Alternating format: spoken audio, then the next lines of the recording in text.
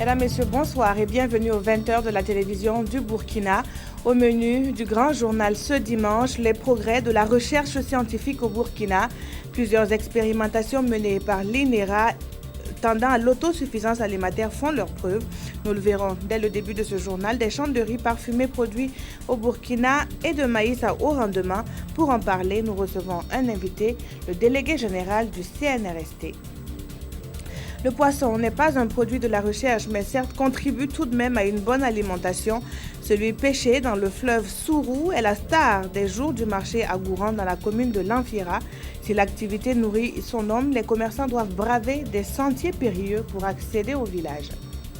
Nous parlerons culture dans cette édition. Celle des Kassena était à l'honneur dans la ville de Pau à la faveur d'une journée culturelle.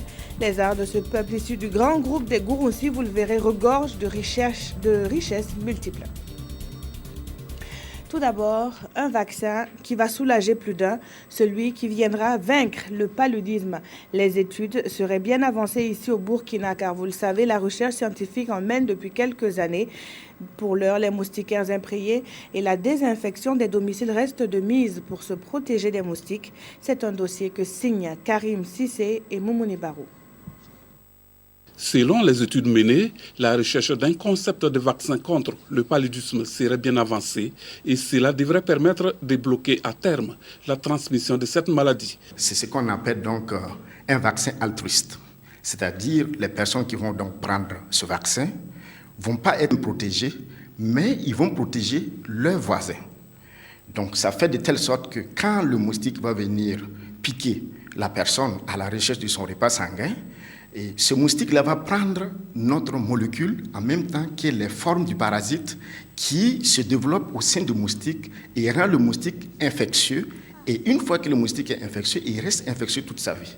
Donc notre produit pris en ce moment va casser la chaîne le développement donc du parasite dans le moustique et ainsi donc empêcher le moustique de tomber malade, donc de transmettre. Toutefois, si ce concept de vaccin viendrait un jour à être homologué par l'OMS, ce serait donc un pari gagné en matière de lutte contre le paludisme au Burkina Faso. Nous sommes en bonne voie par rapport donc, au paludisme parce que concernant donc, le blocage de la transmission, c'est un aspect qui va réellement révolutionner la lutte contre le paludisme, qui sera donc un outil supplémentaire dans la lutte contre le paludisme qui va venir s'ajouter aux moustiquaires imprégnés à longue durée d'action, aux impréhensions intradomiciliaires et les molécules donc artéséminines qui est utilisées pour guérir les personnes qui sont malades. En attendant de trouver une solution fiable, une nouvelle inquiète bon nombre de consommateurs de bière qui sont plus exposés aux piqûres de moustiques. Nous avons pu démontrer qu'avec la consommation de l'alcool, pour augmenter l'attraction des individus par rapport donc aux moustiques. Donc cette étude a été conduite avec des personnes qui ont consommé de l'eau simple et d'autres qui ont consommé donc de l'alcool. Voilà. Donc quand après on lâche les moustiques, on se rend compte que les moustiques se dirigent plus vers celui qui a consommé l'alcool. De l'avis des chercheurs, pour l'instant, ce sont des résultats de laboratoire. Avant que cela ne soit une norme de santé publique, il va falloir bien pousser les études. Et puis des champs de maïs testent à Bama la production de riz parfumé ou riz aromatique, reconnu comme riz de qualité et prisé par plus d'un. Ce riz est en passe d'être vulgarisé au Burkina. L'Institut national de l'environnement et de recherche agricole souhaite que cette variété soit prise en compte dans les habitudes alimentaires des Burkinabés. Lamine Karantao, Amadou Lougué, reportage. Producteur de riz de son état depuis une trentaine d'années à Bama, Zakari Ouedraogo a tenté entre-temps la culture du riz parfumé sur sa parcelle. Mais cette expérience fut un échec et Zakari Ouedraogo a purement et simplement abandonné la production de cette variété de riz. Riz parfumé, J'ai produit 4 fois de suite le riz parfumé ici. C'est vrai qu'il a un bon goût, mais son rendement est faible. Et mes clients aussi ignorent ses qualités. C'est pourquoi je l'ai abandonné au profit de la variété ordinaire. La qualité et la quantité, c'est difficile à gérer ensemble. Et la qualité et la résistance également. tous ces facteurs sont difficiles à combiner en même temps. Depuis 2009, les chercheurs de l'INERA, l'Institut national de l'environnement et de recherche agricole, évaluent la performance du riz parfumé en vue d'une vulgarisation de cette variété à haute qualité nutritionnelle et à cycle court. Le cycle des parfumés que nous avons sélectionnés, c'est des cycles vraiment très courts, allant de 95 à 110 jours, contrairement aux autres variétés qui sont à 125, 130. Donc ces riz parfumés aussi ont leur spécificité. C'est la qualité du grain, la tendresse, des grains longs et effilés et avec un très bon goût parfumé. C'est sur des parcelles écoles, comme ici, que l'INERA veut réussir le pari de la prise en compte du riz parfumé dans l'habitude alimentaire des Burkinabés. On peut compter sur le riz parfumé parce qu'il a une autre valeur ajoutée qui est son prix. L'autre est vendu à 350 francs le kilo, alors que le riz parfumé, c'est de 750 à 1000 francs le kilo. Ici, c'est la variété IR67. C'est un riz de qualité avec les grains longs et effilés et parfumés également. Selon les chercheurs, 82 variétés de riz sont homologuées au Burkina Faso. La production nationale, estimée à 400 000 tonnes l'an, couvre 2/3 des besoins en consommation. Le reste, comblé par l'importation, coûte au pays des dizaines de milliards de francs CFA par an. Le docteur Jacob Sanou de l'INERA, lui, s'intéresse à des variétés de maïs à haut rendement que sont le Bandofa et le Komsaya, des greniers pleins pour rompre le cycle de la faim. La recherche en a fait l'une de ses principales missions. Hassan Gourabou et Moumouni Baro ont voulu en savoir davantage sur cette recherche. Voici le reportage qu'ils nous proposent. À travers un projet dénommé Valorisation des résultats de recherche variétale de maïs de l'UEMOA, 6 variétés de maïs à haut potentiel de rendement font l'objet d'identification. Parmi ces variétés figurent des hybrides qui ont le potentiel le plus élevé actuellement au Burkina Faso et en Afrique. Il s'agit de Bandofa et de Komsaya. Pour Bandofa, c'est l'aboutissement d'un long processus de recherche. Il s'est agi d'identifier les parents de Bandofa avant 1998 et de procéder au croisement de ces variétés-là et vérifier leur potentiel de rendement. Au cours des années, on va dire comme ça, 95-98, on a évalué le rendement de Bandofa hors des stations de recherche et on a constaté que en croisant 2 variétés bien types, on obtenait un rendement moyen qui commençait à 6 tonnes et demi à l'hectare, voire pouvait atteindre 9 tonnes à l'hectare. Le même processus d'identification des parents a commencé au début des années 2000. Là, le procédé a été plus rapide que celui de Bandofa avec un rendement meilleur, 8 à 12 tonnes à l'hectare. Juste à la fin de la création de Bandofa, on a commencé à chercher une variété productive comme Bandofa, mais de couleur jaune. Et donc, de 2010, on a commencé la création de Komsaya en identifiant, en recherchant les bons parents.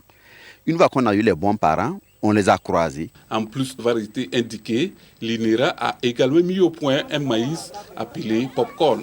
Et c'est là pour des besoins alimentaires. Ces variétés ont été créées aussi pratiquement depuis les années 98, comme Bandofa. Mais leur vulgarisation reste quand même très faible. Une satisfaction morale pour l'équipe de recherche en maïs de participer aussi à la sécurité alimentaire et nutritive au Burkina Faso. En plus de ces avantages, la culture, notamment des variétés Bandofa et Komsaya, permet de préserver l'environnement. Je reçois à présent le docteur Roger Nébier, délégué général du CNRST, le Centre national de recherche scientifique et technologique. Bonsoir. Bonsoir. Alors, un vaccin contre le paludisme en expérimentation, de nouvelles variétés de riz et de maïs en perspective. La recherche scientifique se porte bien au Burkina? Oui, on peut dire qu'elle se porte très bien parce que, effectivement, le vaccin, le documentaire qui est passé tout à l'heure, c'est un vaccin qui a été mis au point par une firme basée à Londres, mais c'est en fait une multinationale. Et donc, ce vaccin est expérimenté avec l'aide des chercheurs de l'Institut de recherche en sciences de la santé qui sont basés à Nanoro. Donc c'est l'équipe Nanoro qui fait. Et ils ont évalué le vaccin pendant 4 années. Donc au bout de ces 4 années, ils ont trouvé un taux d'efficacité qui avoisine les 36%. C'est-à-dire que concrètement, lorsque nous prenons 1000 enfants vaccinés, on arrive à réduire 1700 cas de palu, puisque chaque sujet peut avoir plusieurs fois des cas de palu. Donc on arrive à les réduire. Et selon les directives de l'OMS, un candidat vaccin, c'est-à-dire les normes, c'est-à-dire ce que l'OMS recherche en 2015, c'est d'avoir un vaccin qui réduit à 50% et que la périodicité est efficace jusqu'à 1 année au moins. Alors que ce vaccin, dans la zone de Nanoro, va jusqu'à 60% d'efficacité et pendant les 2 à 3 ans, il tient très bien la route. Oui, donc c'est dire que ce vaccin-là va faire la renommée des chercheurs burkinabés, et si toutefois il est homologué par l'OMS. Oui, il affirme, on a contribué à faire ces essais. Il faut dire qu'il est fait dans 11 sites, dont 2 en Afrique de l'Ouest, donc le Ghana et le Burkina. Et au niveau du Burkina, ça se passe à Nanoro. Mais il faut dire aussi qu'ailleurs, d'autres structures de recherche font également des évaluations de candidats vaccins.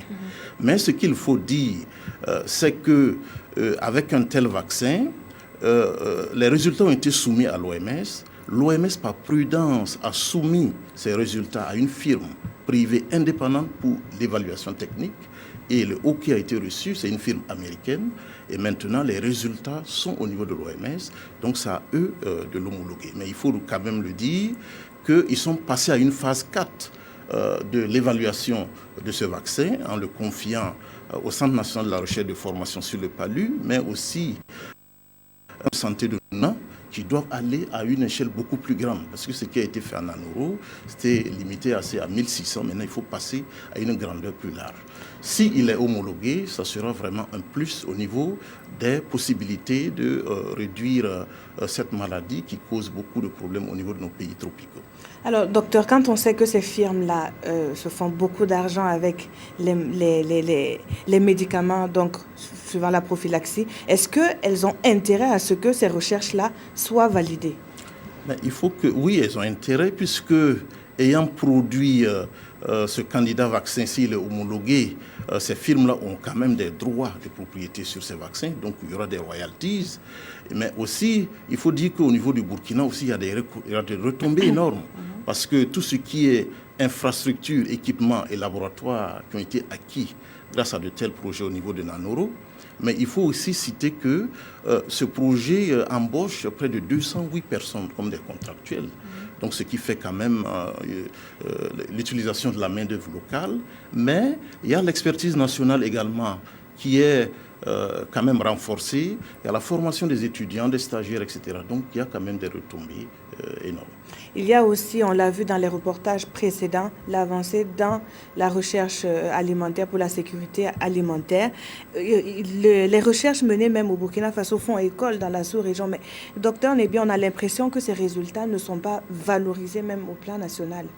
Oui, là vous me posez 2 questions. D'abord, les résultats générés, mais la question de la valorisation, qui est une question très importante. Mais je vais d'abord répondre à la première. Il faut dire qu'au niveau de l'INERA, aujourd'hui, il y a près de 453 variétés de maïs qui sont mises au point depuis un moment. Maintenant, pour revenir à l'élément qui est passé dans ce documentaire, il faut dire qu'au niveau de l'INERA, depuis un moment, on fait de la recherche aussi en tenant compte des contraintes de l'heure. Parce que nous sommes aujourd'hui dans un contexte de dérèglement climatique, donc les saisons sont plus courtes, les pluies sont de plus en plus insuffisantes. Donc aujourd'hui, nous avons plusieurs types de variétés. Des variétés extra précoces, c'est-à-dire qui sont très rapides. Au bout de 60 jours, vous pouvez récolter. Mais à ce niveau, les rendements aussi sont réduits, c'est autour de 1,5 tonnes à 2 tonnes à l'hectare. Nous avons des variétés précoces qui vont jusqu'à 75 jours. Là, on peut aller jusqu'à 5 tonnes à l'hectare. Maintenant, on a des variétés à cycle long qui peuvent aller jusqu'à 120 jours. Et là aussi, c'est autour de 5-6 tonnes à l'hectare. Maintenant, ce dont il est question dans cet élément, ce sont des hybrides, comme il a si bien dit, c'est-à-dire que c'est un croisement de deux parents alignés purs qui ont été isolés. Donc nous avons des hybrides et là, aujourd'hui, nous pouvons aller, si tous les itinéraires technologiques sont respectés, on peut aller jusqu'à 10-12 tonnes à l'hectare. Donc le nom Bondofa même en Dioula, c'est très significatif, ça veut dire que le grenier est plein, ou bien la variété jaune, qui est également une hybride comme Sayan, ça veut dire que la fin est finie. Donc ça dit que rien qu'avec 1 hectare, on peut facilement nourrir toute une famille. D'accord. Et donc, en parlant de la valorisation donc, de la recherche au niveau du Burkina, est-ce que quels sont justement les acteurs qui vont accompagner cette valorisation-là de la recherche? Les acteurs, il y a d'abord les départements ministériels, parce qu'il faut dire qu'il y a les ministères dits du développement rural, c'est-à-dire l'agriculture, l'environnement, les ressources animales. Lorsque nous faisons des recherches et nous aboutissons à des résultats, c'est traduit sous forme de fiches techniques, c'est-à-dire comment pratiquer, comment l'utiliser sur le terrain. Donc à partir de ces fiches techniques, dont l'INERA a près de 400 aujourd'hui, normalement ça devait être dans un cadre de concertation mis à la disposition de ces ministères du développement rural. C'est eux qui sont chargés de faire la vulgarisation sur le terrain. Donc, à certains niveaux, ça marche, d'autres niveaux, ça ne marche pas. Mais il faut dire qu'ici, le plus gros problème au niveau de l'INERA en ce moment, parce qu'en fait, l'INERA doit préparer les pré-bases et les bases de ces semences. Ensuite, les mettre à la disposition des producteurs semenciers, et c'est à eux de développer à grandeur nature pour satisfaire les besoins des utilisateurs. Mais seulement le problème, on n'a pas atteint les prévisions de la campagne agricole qui vient. Par exemple, là, nous allons aller au mois de mai 2016. Donc, si on savait ce dont le ministère de l'Agriculture aurait besoin pour satisfaire la demande en matière de semences, on peut le prévoir. Et aussi, il faut financer cette production. Parce que qui dit produire, il faut labourer les champs, il faut utiliser la main-d'œuvre, etc., pour pouvoir les générer. Donc, si on a ces prévisions à temps, ça peut quand même permettre de faire. Donc, il y a beaucoup de choses en ligne de compte. Maintenant, il y a l'Agence nationale de la valorisation.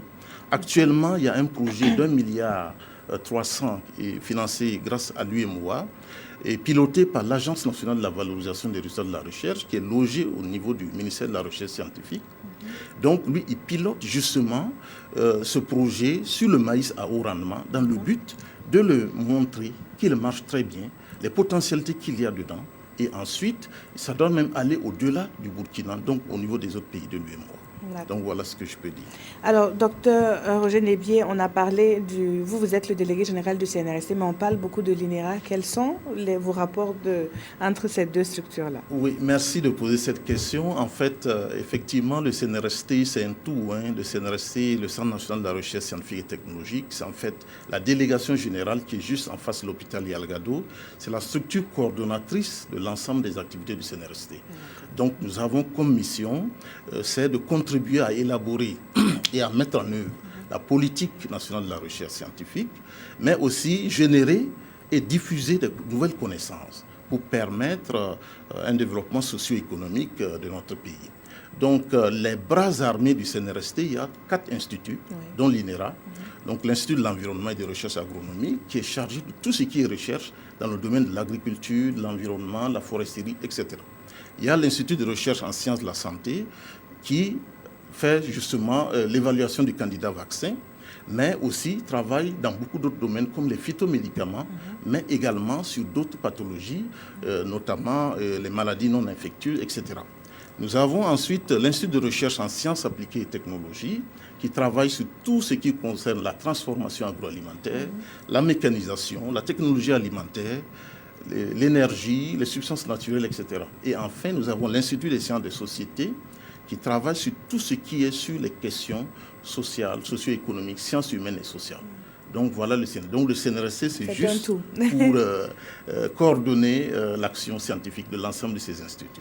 Merci à vous, Dr Roger Nebier. Je rappelle que vous êtes le délégué général du CNRST et vous étiez avec nous pour parler justement des avancées de la recherche scientifique au Burkina Faso. Donc la recherche scientifique a de beaux jours devant elle. Dans la suite de ce journal, nous prenons la direction de Gouran. C'est un village situé dans la commune de Lanfira, dans la région de la boucle du Mouhoun. Le poisson est le produit le plus prisé le jour de marché.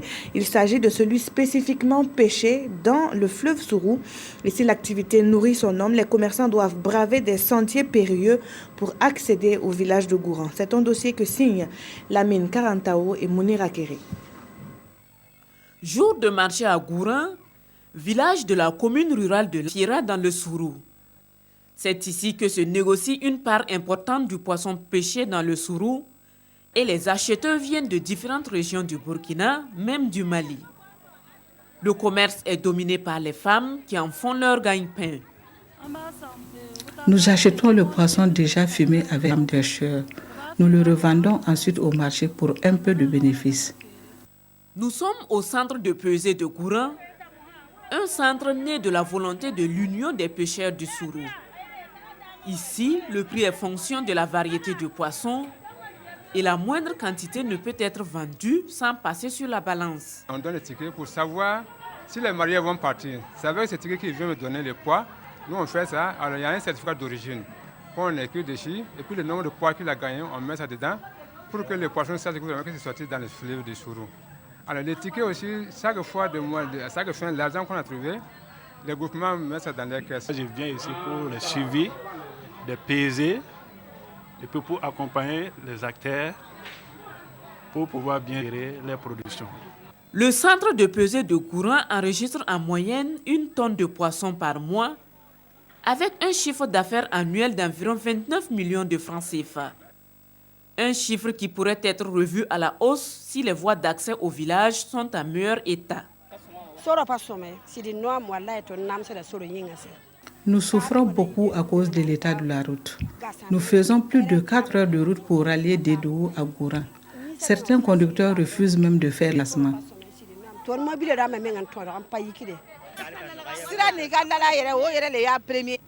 Notre première doléance est le bitumage de la route. Nous démarrons à 13h à Tougan pour arriver à 16h à Gouran. 4 heures de temps pour 42 km. Tout le Sourou est économiquement asphyxié du fait de l'état de dégradation très avancé des routes. Et à l'instar des acteurs de la filière poisson, c'est toute la population qui attend le bitume pour tirer le meilleur parti des potentialités de développement de la province du Sourou. Voilà des difficultés donc pour écouler le poisson au niveau de cette région. Il y a aussi des difficultés au niveau du CNRST. Docteur Nebié, quelles sont les difficultés auxquelles sont confrontés les chercheurs burkinabés? Merci bien, madame. Et c'est vrai, l'arbre ne doit pas cacher la forêt. Il y a d'énormes difficultés au niveau des différents services de l'État et au niveau du CNRST également. La première grande difficulté, c'est la dette sociale. La dette sociale parce que nous avons un budget dont les dépenses liées au personnel sont insuffisantes d'année en année, au fur et à mesure que le personnel croît, ce qui crée souvent un climat social très tendu au niveau du centre. Donc le cri du cœur que nous lançons, c'est que effectivement d'année en année, c'est que nos besoins en dépenses de personnel soient bien évalués. Nous le faisons seulement lorsque on donne le budget, ça ne suffit toujours pas. Donc pour nous permettre de continuer à travailler sereinement au niveau de la recherche. Je donne par exemple un exemple. Le budget de la recherche en 2015 du CNRST est autour de 12 milliards. L'État a consacré à la recherche, toutes dépenses confondues, 5 milliards. Les 7 milliards ont été mobilisés par les chercheurs à travers les projets compétitifs au niveau national et international. Donc, ça fait plus d'une fois ce que l'État donne. Donc, si au moins le climat social est apaisé par le paiement correct de ces salaires, on pourra encore mobiliser plus et continuer à travailler sereinement. La deuxième question, c'est lié à la sécurisation foncière. Aujourd'hui, la pression foncière au niveau de nos stations de recherche est de plus en plus forte. Il y a de l'occupation anarchique parce que ces stations, il faut le dire, elles ont été délimitées souvent avant les indépendances. Si vous prenez la station de Farakoba, c'est deux fois en 1947, il y a les titres fonciers, il n'y a pas de clôture. Donc aujourd'hui, si nous perdons ces stations, il n'y aura plus de recherche expérimentale sur le terrain et là, c'est un gros problème. Donc le troisième problème, c'est le plan de rénovation de la recherche qui a été conçu et élaboré. Là-dedans, il y a la sécurisation foncière, la clôture des stations, mais il y a aussi la formation du personnel, l'équipement des labos. Donc je me dis qu'avec la prise en compte des doléances, la recherche burkinabé ira encore mieux. Merci bien, madame. Merci à vous. Et puis nous allons à Dori qui a abrité pendant quelques jours la rencontre nationale donc des OSC qui s'est achevée hier. Donc les états généraux des organisations de la société civile. L'employabilité des jeunes a été l'un des sujets phares de cette rencontre qui s'est soldée par un plaidoyer en faveur de la sauvegarde des industries nationales. Yacouba Ouedraogo, Joseph Bambara. Venus des 45 provinces de notre pays, ces 130 délégués des organisations de la société civile du Burkina Faso ont durant 3 jours fait une analyse critique du mouvement associatif du Burkina Faso dans le contexte de la transition politique en cours avec une perspective sur la période post-transition. Ainsi, durant ces 72 heures, les travaux se sont déroulés en 2 plénières et au sein de 3 commissions.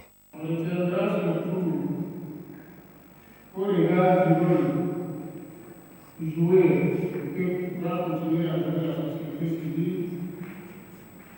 Elle devra renforcer davantage ses capacités au plan organisationnel, technique et institutionnel pour accompagner et guider le pouvoir public dans la mise en œuvre des politiques publiques de développement. Au sortir de ces travaux, ce sont des délégués aguerris qui vont regagner leurs provinces respectives. Ces travaux nous ont permis d'avoir beaucoup et de savoir beaucoup de choses sur les OSC avant les élections et après les élections, et surtout même sur le rôle que jouent les OSC actuellement.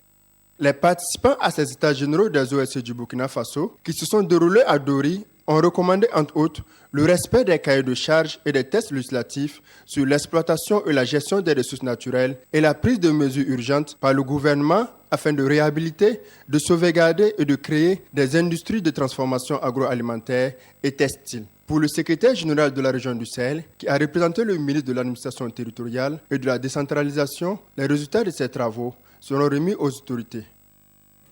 La santé est à promouvoir en communauté. C'est la conviction affichée par une association qui s'investit dans la promotion de la planification familiale. Pendant toute une journée, elle a informé et sensibilisé sur l'utilisation des méthodes de contraception. C'était à Boussé, dans la province du Kourouéougo, le compte-rendu de Daouda Ouattara et Aruna Maré. Espacer les naissances. C'est le message de cette journée de santé communautaire de Kourouégo organisée par l'Association pour la promotion et le développement paysan corlien APDPK. Placé sous le thème planification familiale égale famille épanouie, l'événement se veut une tribune pour prêcher le changement de comportement en matière de santé de la reproduction.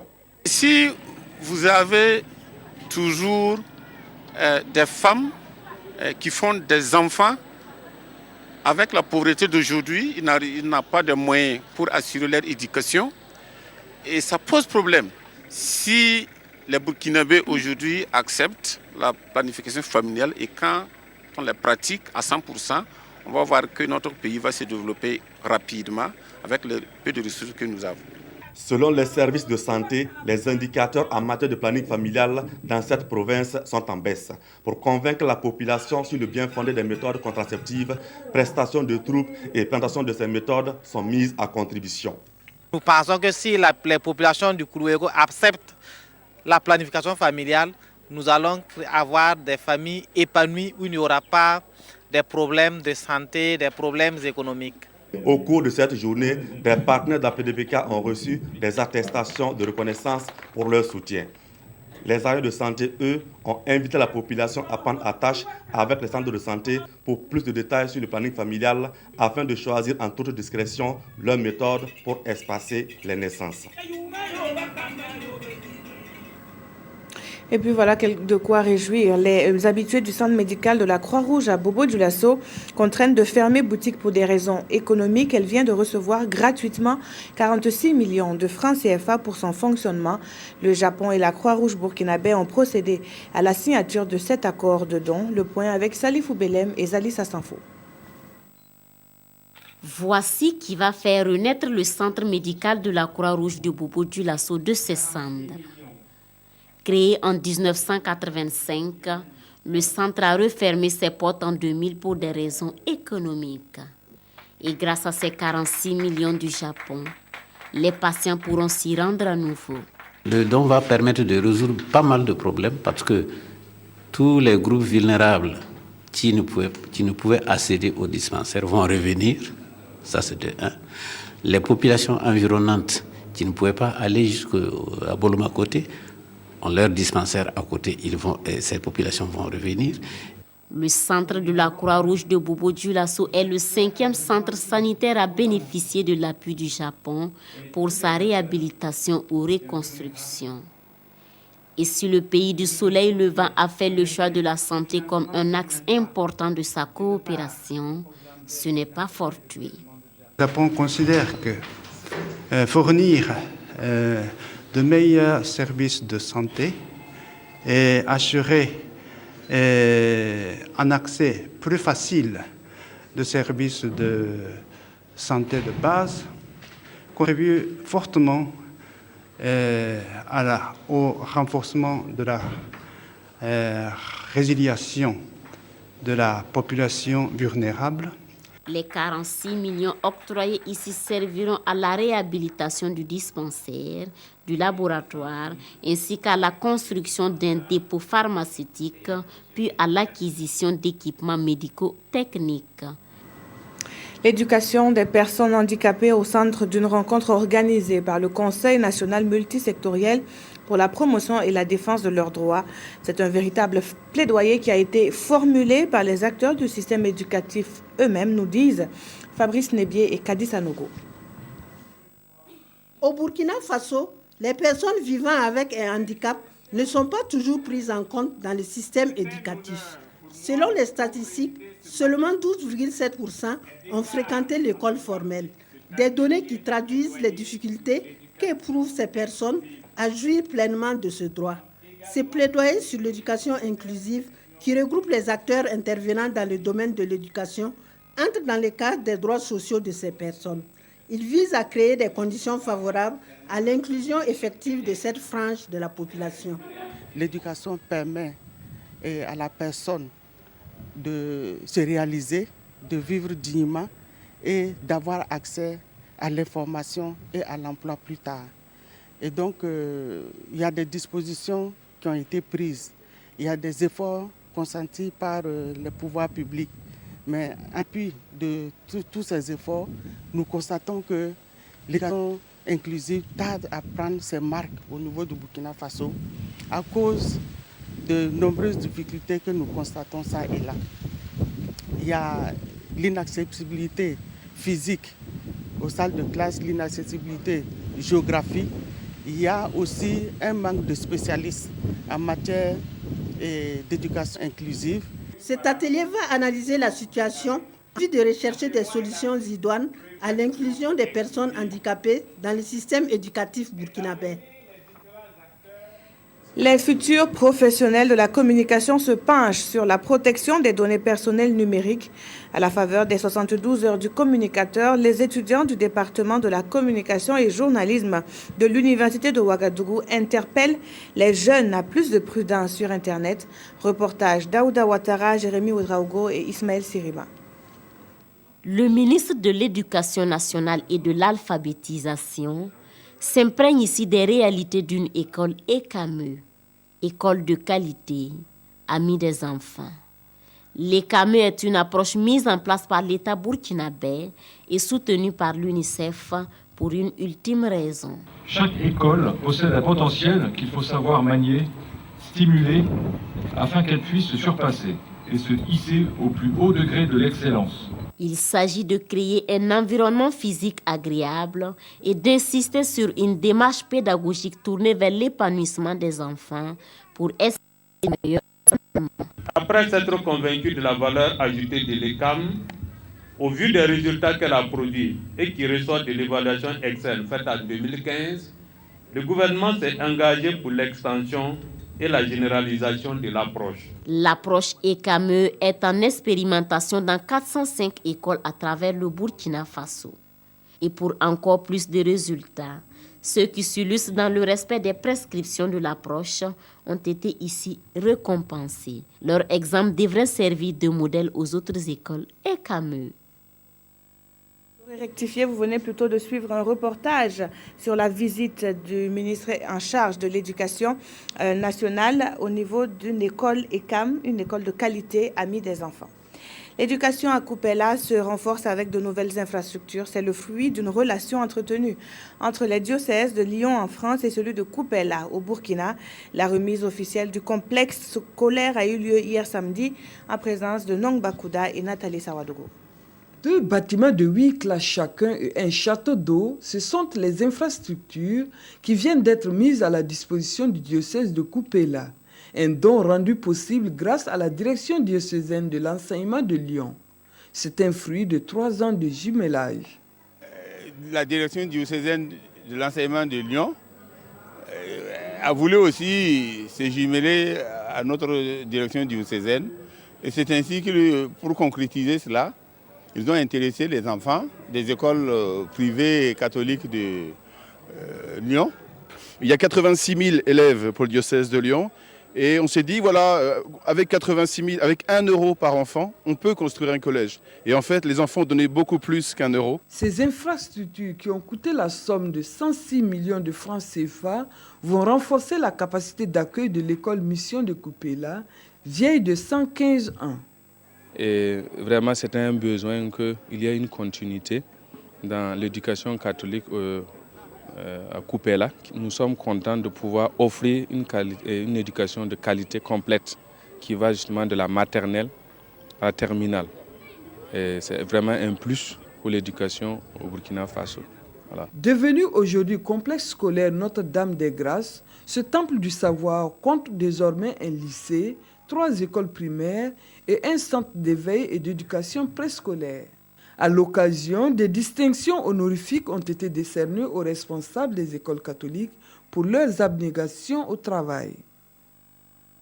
Cet élément sur les futurs professionnels de la communication qui se penchent sur la protection des données personnelles numériques à la faveur donc des 72 heures du communicateur. Le reportage de Daouda Ouattara, Jérémy Ouedraogo et Ismaël Sirima. Des formations sur les questions de la protection des données personnelles, la création et l'animation des blogs, de même que des conférences-débats, sont autant d'activités au programme des 72 heures du communicateur cette année.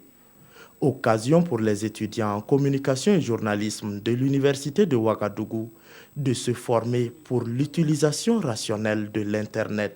Ces 72 heures, c'est un cadre de formation, un cadre de réflexion, un cadre de communion donc des étudiants du département de communication et journalisme de l'Université de Ouagadougou. Il n'y a pas que les étudiants de ce département, il y a l'ensemble des différents instituts et grandes écoles donc, qui interviennent dans le même domaine que nous. Axé principalement sur la connaissance des impacts des technologies de l'information et de la communication, ces 72 heures du communicateur se veulent être un cadre de sensibilisation de la jeunesse.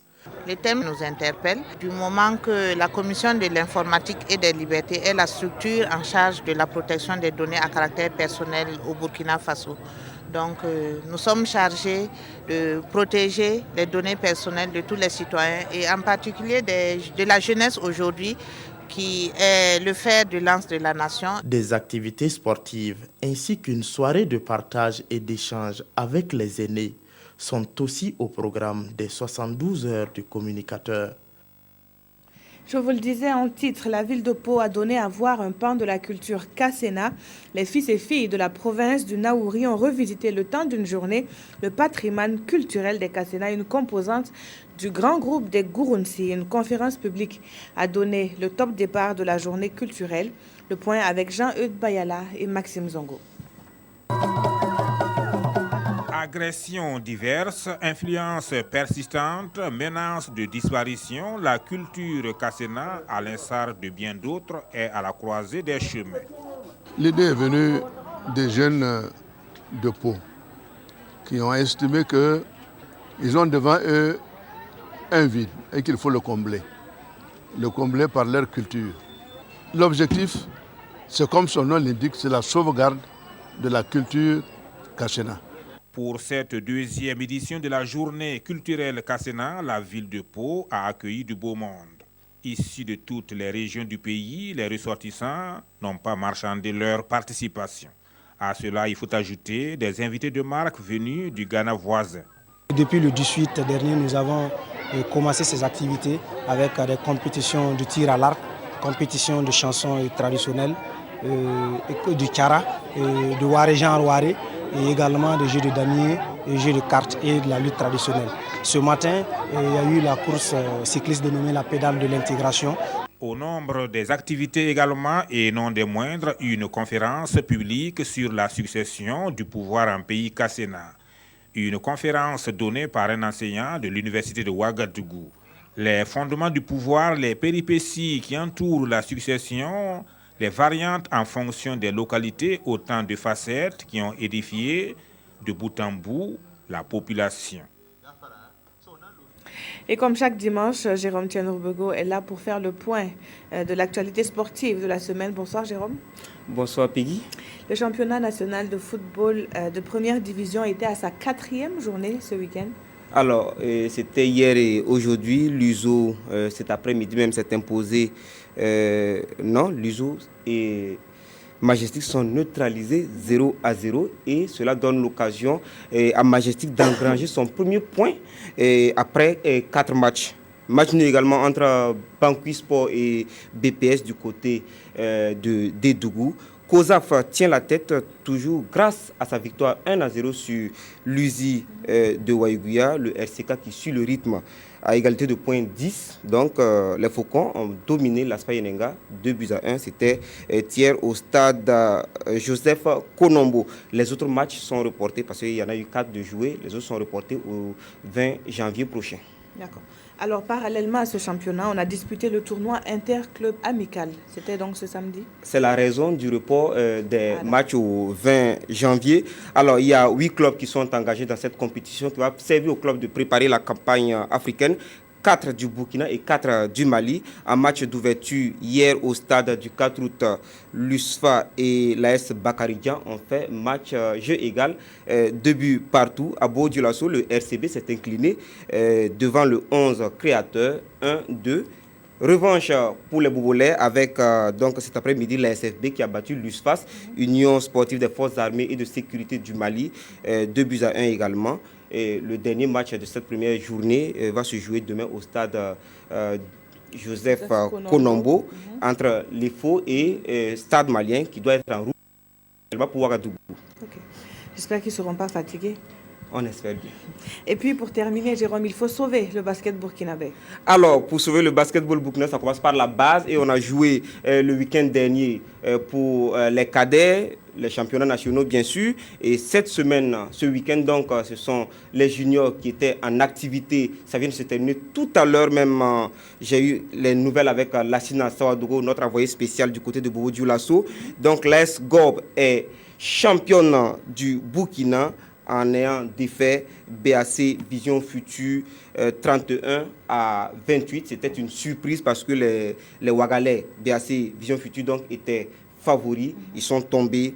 C'est une victoire étriquée, victoire tout de même pour l'AS Gob qui s'impose donc 31-21. C'était un duel Ouaga Bobo parce que dans la première finale côté filles, c'était côté garçon, côté filles. Donc, l'AS LBK a été victorieuse de BAC Vision Future, 80-19. Là, c'était dans un sens que ça se jouait. Et donc, l'AS LBK est championne du Burkina, donc Bobo 2, Ouaga 0. Et voilà, merci d'avoir suivi ce journal. Merci à vous, Jérôme, d'avoir été sur ce plateau. Très belle suite de programmes sur la télévision du Burkina.